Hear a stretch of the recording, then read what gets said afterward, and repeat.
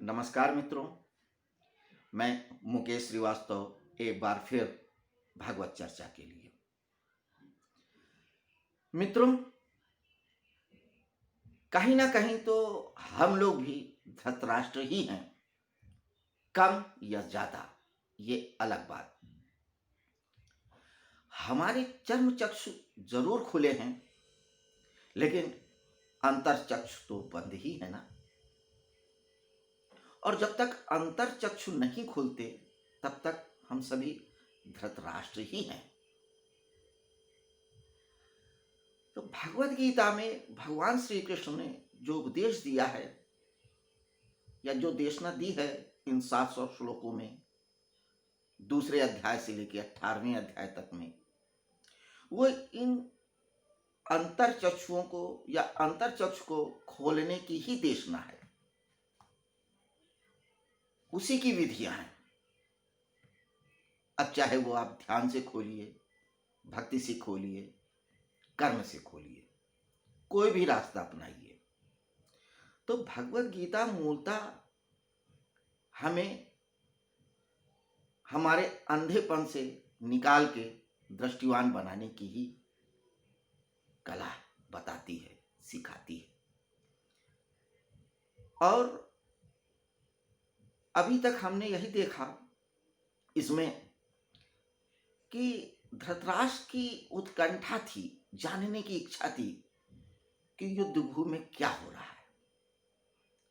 अंधा व्यक्ति बड़ा उत्सुक होता है सब कुछ जान लेने के लिए, क्योंकि वो देख नहीं पाता ना,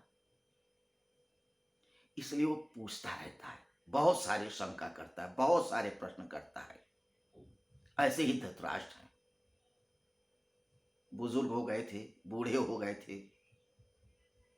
युद्ध के समय, 72 80 साल की उम्र अर्जुन, युधिष्ठिर इन लोगों की थी, तो धृतराष्ट्र की क्या उम्र रही होगी समझ सकते हैं। लेकिन फिर भी उनके अंदर का मोह नहीं गया था, लालच नहीं गई थी, अभी भी तृष्णा थी, अभी भी मोह था, अभी भी तेरा मेरा था। हम लोग भी कभी नहीं निकल पाते। तो इसमें हमने यही देखा अभी तक कि जब नगाड़े बजे, युद्ध के शंख बजे, तो अर्जुन ने अपना तीर धनुष उठाया, युद्ध के लिए बिल्कुल तैयार हुआ। और महात्मा अर्जुन उसके बाद कहते हैं कि हे कृष्ण, अब तुम मेरे रथ को ले चलो युद्ध मैदान के बिल्कुल बीचों बीच में, मध्य में, ताकि मैं देख तो सकूं कौन कौन है, कहां कहां लक्ष्य भेदना है। तो मध्य में होने की कला हमने जानी कल। अब उसके बाद क्या होता है, संजय बताते हैं धृतराष्ट्र को 24वें और 25वें श्लोक में।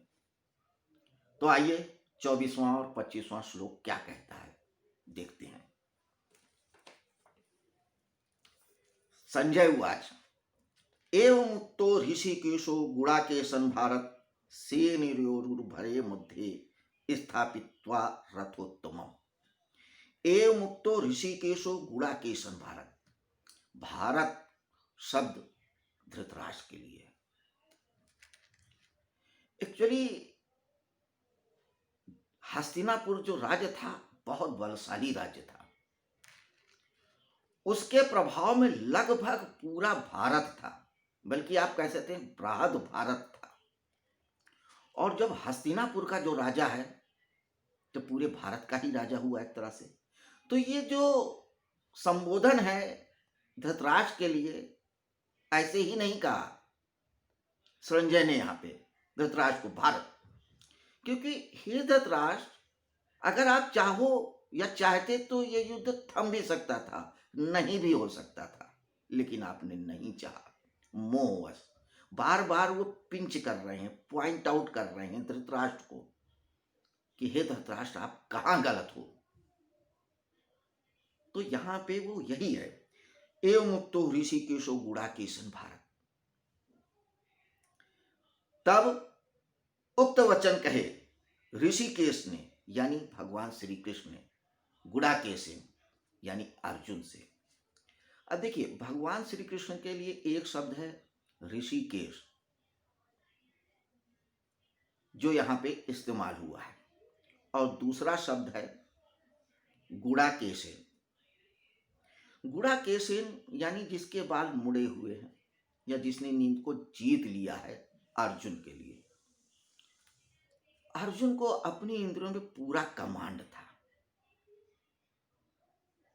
निद्रा विजयी था। तो जब हम निद्रा विजयी हो जाते हैं तो अर्जुन हो जाते हैं।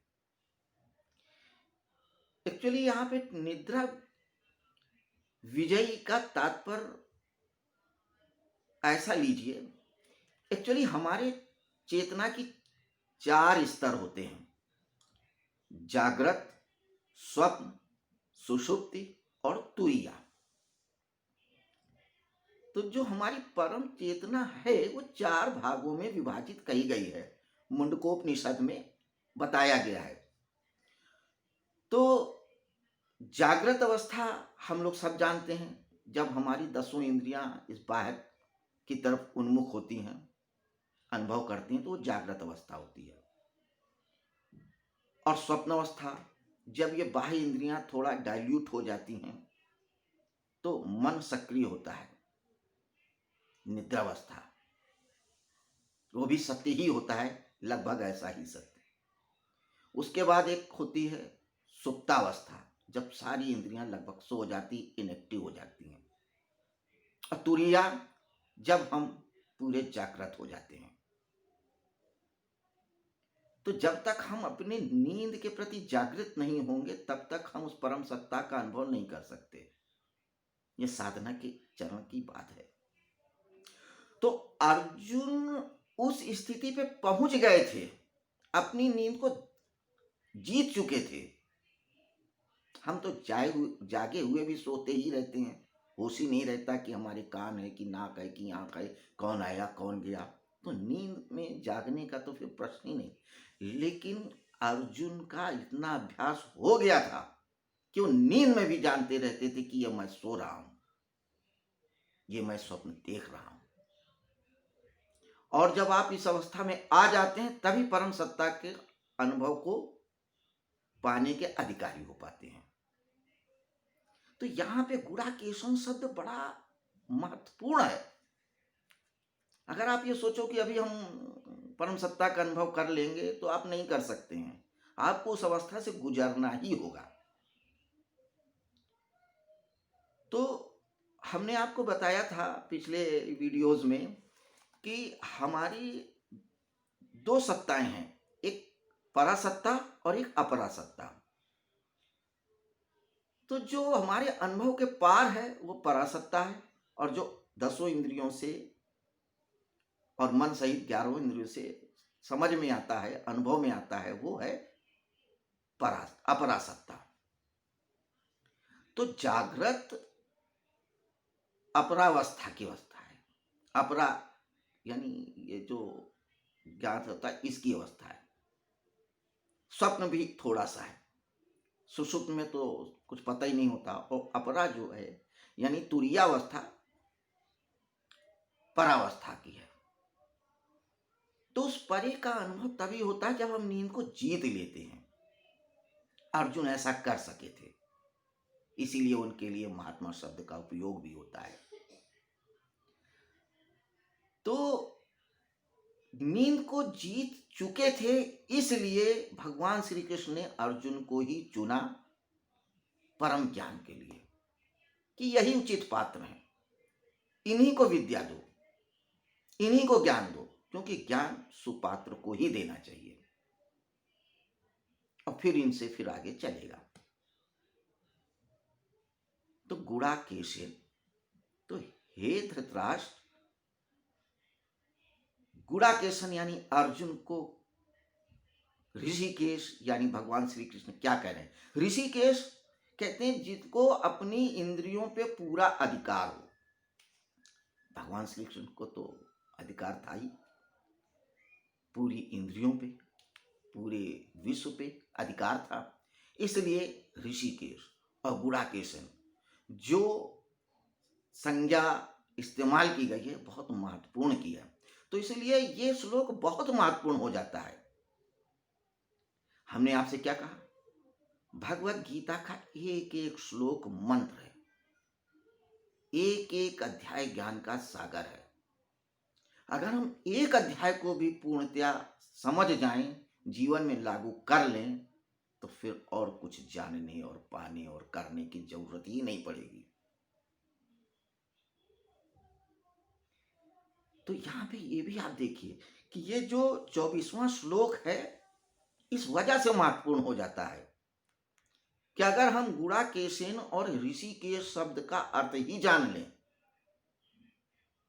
और ये जान लें कि हम अंधे हैं, हमें दृष्टिवान बनना है, हमें अंतर्चक्षु खोलना है, तो बात बन जाएगी। वरना बात जहां है बस वहीं रह जाएगी। हम एक युद्ध में खेत हो जाएंगे या बाहर से धृतराष्ट्र की तरह युद्ध को देखेंगे और अफसोस करेंगे, हाथ मलेंगे। तो सेनयोरुभय मध्ये स्थापित्वा रथोत्तमम्। अब आप देखिए संजय क्या बताते हैं कि हे भारत, हे धृतराष्ट्र, भगवान श्री कृष्ण ने सेना के मध्य में रथ को स्थापित किया। रथोत्तम, उत्तम रथ को। उत्तम क्यों है? क्योंकि उसमें 4 श्वेत घोड़े धर्म अर्थ काम और मोक्ष के जुटे हुए हैं। रथोत्तमम, जो रथों में उत्तम है, उसमें सवार भगवान श्री कृष्ण ये कहते हैं। अब आप देखिए एक थोड़ी सी पॉइंट आउट करने वाली बात है। कहते हैं भगवान श्री कृष्ण यहां पे क्या है? सारथी हैं अर्जुन के। उनका काम तो सिर्फ रथ को चलाना था, हाँकना था। वस्तुतः यही रोल तो प्ले कर रहे थे भगवान श्री कृष्ण। अर्जुन ने जब कहा कि आप हमारे रथ को सेना के मध्य में लेके चलो, तो कायदे से ये होना चाहिए था भगवान श्री कृष्ण लेके जाते और रख देते, खड़ा कर देते। उन्हें क्या मतलब है? आपको जो देखना हो देखिए, जो सोचना हो सोचिए, जो निर्णय लेना हो ले लीजिए। लेकिन भगवान श्री कृष्ण के मन में तो कुछ और था। उन्हें इस गुड़ाकेशन नींद को जीतने वाले व्यक्ति को, शिष्य को, सखा को परम ज्ञान देना था। आने वाली जनरेशन के लिए एक वरदान देना था। ये उनके मन में था। इसीलिए वो जानबूझ के ये कहते हैं। अब आप देखिए वो मध्य में लेके जाके खड़ा कर देते हैं। एक तो मध्य ये हुआ कि कौरव की सेना जो खड़ी है उसके बीच में लेके जाते, कहीं खड़ा कर देते। एक मध्य ये हुआ कि कौरव और पांडवों की सेना जितनी दूरी पे खड़ी है कि एक दूसरे पे तीर धनुष चला सकें, ठीक उसके सेंटर पॉइंट पे। तो यहां पे वो ठीक उसी सेंटर पॉइंट पे लेके गए जहां से वो कौरव को भी देख सकें और पांडव को भी देख सकें, यानी क्लियर विजन आ जाए। हालांकि अर्जुन ये कहते हैं कि हमें उनको देखना है जिनसे हमें युद्ध करना है, लेकिन भगवान श्री कृष्ण कहां पे लेके जाते हैं? तू उनको तो देख जिनसे युद्ध करना है, और उनको भी देख जिनके साथ तुझे युद्ध करना है। बिल्कुल मध्य में। तो जीवन का कोई युद्ध हम तभी जीत पाएंगे जब हम मध्य में हो, जस्टिफाइड रूप से सोच सकें। और जब हम उस सेंटर पे पहुंच जाते हैं तो कोई ना कोई कृष्ण हमारे साथ आ ही जाता है, बताने, समझाने, उपदेश देने। तो क्या कहते हैं भगवान श्री कृष्ण? ए मुक्तवा, भीष्म द्रोण प्रमुखता सर्वेषां चामहीक्षिताम् उवाच पार्थ पश्यतान संवेता पूर्णी। अब तो इस सारे कुरुवंशियों को देख, भीष्म द्रोण प्रमुखता सर्वेषां चामहीक्षिताम्, अपने पितामह भीष्म को भी देख लो, अपने गुरु द्रोणाचार्य को भी देख लो, और सभी को देखो, महीक्षिताम, सारी सेना को देखो अच्छे से। उवाच पार्थ पश्यतान संवेता कुर्मी, ये उन्होंने कहा। जानबूझ के बोले, उन्हें क्या जरूरत थी। रथ खड़ा हो गया, आप देखो। वो कहते हैं कि अर्जुन तू देख, भीष्म पितामह को देखो, द्रोणाचार्य को देखो, और जिनको भी देखना हो देखो, क्लियर हो जाओ, क्योंकि उनके मन में तो कुछ और चल रहा था। क्या चल रहा था और क्या किया, क्या हुआ, यह अब हम अगले वीडियो में देखेंगे। तब तक के लिए आपसे आज्ञा चाहूंगा। नमस्कार।